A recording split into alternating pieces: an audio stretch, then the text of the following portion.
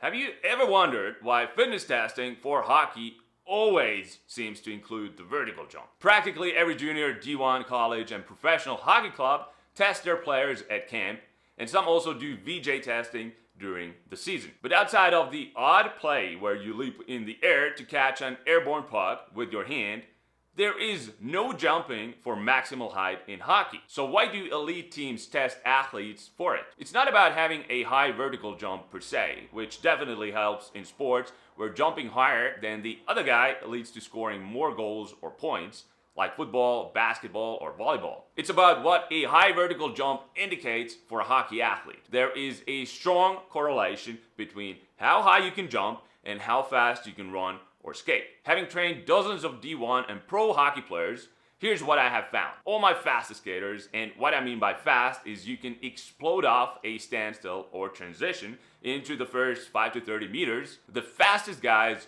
always have the highest vertical jumps. Without ever seeing you run or skate, just by looking at your vertical jump, I can already tell if you're fast or not. It's a simple and easy to arrange test to figure out where an athlete is in terms of his ability to produce lots of force quickly, something every athlete needs. So today, let's talk about 7 great exercises to improve your vertical jump and through that, your ability to explode. We'll start with general exercises first and then move on to more specific movements as we go down the list. Kicking things off, we have the trap bar deadlift. As I have said countless times before, hockey players are so weak in the glutes, hamstrings, and lower back that until you fix that weakness, you'll never be the fastest you. The trap bar deadlift is an excellent posterior chain builder. I talked about it in detail in a previous video on the best deadlift variation for athletes.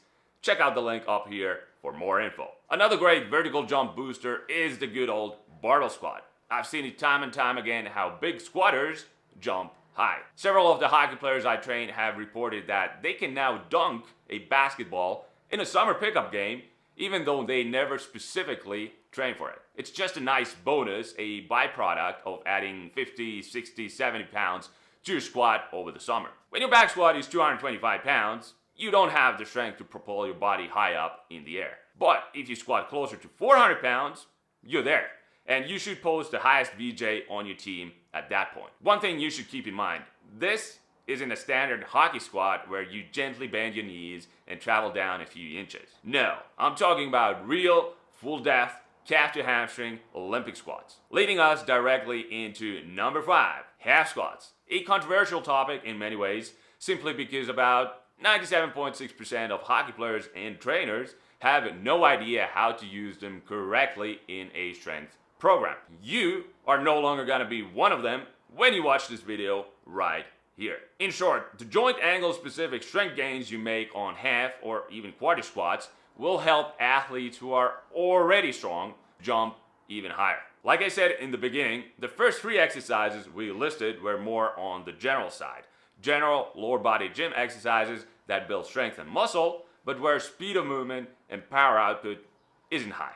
Now we're getting into the good stuff. Exercises where we're directly training to become explosive. At number 4, we have the power clean from hang, a staple off-ice exercise after squats and bench presses. It's the most frequently used barbell exercise in hockey programs. Unfortunately, I see way more horrible power cleans than good ones in gyms and on the internet. As with any other lift, if you're not doing it right, you're wasting your time. But when done right, I like it a lot for hockey players.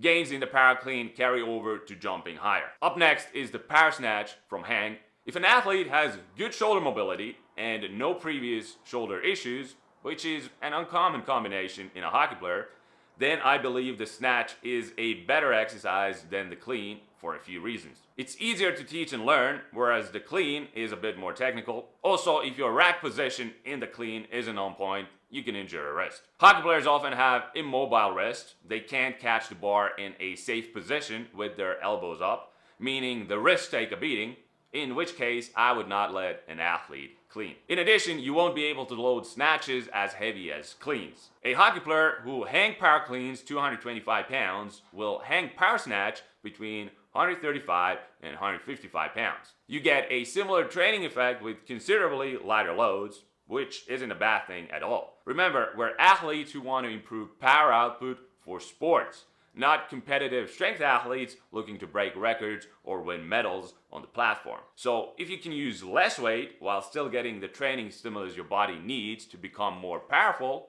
then we're good. Finally, to bridge the gap between strength training and maximal power development, we have to do some jumping as well. That's where trap bar jumps come in at number 2. Resisted jumping in general is an underused but effective method to boost your VJ. You'll notice the joint angles mimic those seen in a vertical jump, so the high power outputs you teach your body to generate here will transfer to unloaded regular vertical jumps very well. Outside of vertical jumping, the best exercise to jump higher is the depth jump. In many ways, a forgotten exercise invented over 50 years ago in the Soviet Union. Outside of my own athletes, I can't remember if I have ever seen depth jumps done in a hockey training program. That should tell you how rare this drill is. Which makes no sense because this one delivers the goods. Add it to your routine and you will jump higher, no questions. And that's it! The top 7 exercises to improve your vertical jump and skate like a hurricane. Speaking of which, watch this video about the 5 best plyometric exercises for hockey players. And also check out this full off-ice speed workout so you can get fast just like the pros. Thank you for watching. If you want more great training and nutrition tips like this, then smash that like button, subscribe to my channel, and I'll see you in the next video.